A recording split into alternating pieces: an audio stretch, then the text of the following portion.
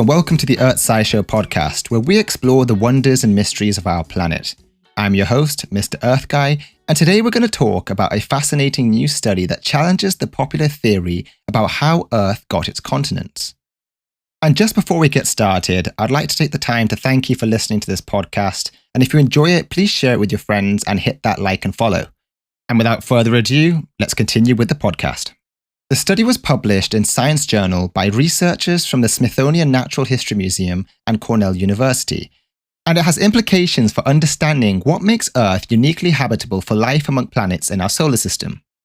So what is this popular theory that the study challenges? Well, it's called the garnet explanation, and it basically says that the reason why continental crust is lower in iron and more oxidized compared to the oceanic crust is because of a mineral called garnet. Garnet is a red or pink gemstone that you might have seen in jewelry, but it also forms deep inside Earth's crust under high pressure and temperature. The garnet explanation suggests that when molten rock rises from the mantle to form new continental crust at volcanic arcs, garnet crystals form and trap some of the iron in their structure, leaving behind magma that is depleted in iron and more oxidized.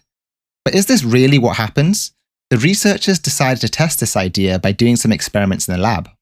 And for those wondering, a volcanic arc is a belt of volcanoes formed above a subducting oceanic tectonic plate, with the belt arranged in an arc shape as seen from above.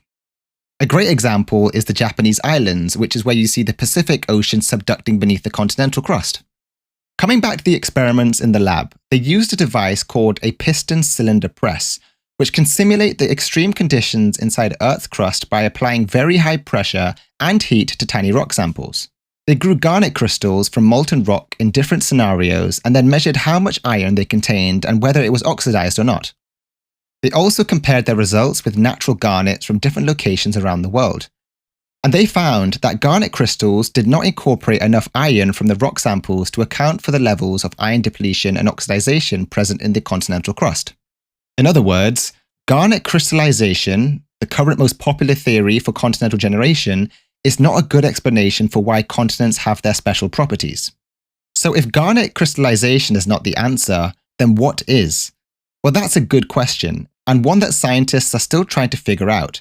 One possibility is that something else in the mantle below the continental crust is setting these oxidized conditions, such as sulfur or water.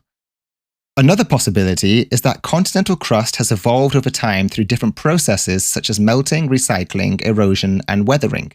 The researchers say that more studies are needed to explore these alternatives and to better understand how continents form and how they affect life on Earth. And that's it for today's episode on EarthGuy Show. I hope you enjoyed learning about this new study that presents new clues about the rise of Earth's continents. If you want to read more about it, I'll make sure I put a link in the description of this video. And if you have any questions, please feel free to ask them in the podcast platform. Thanks for listening. I'm your host, Mr. EarthGuy, and remember, stay curious.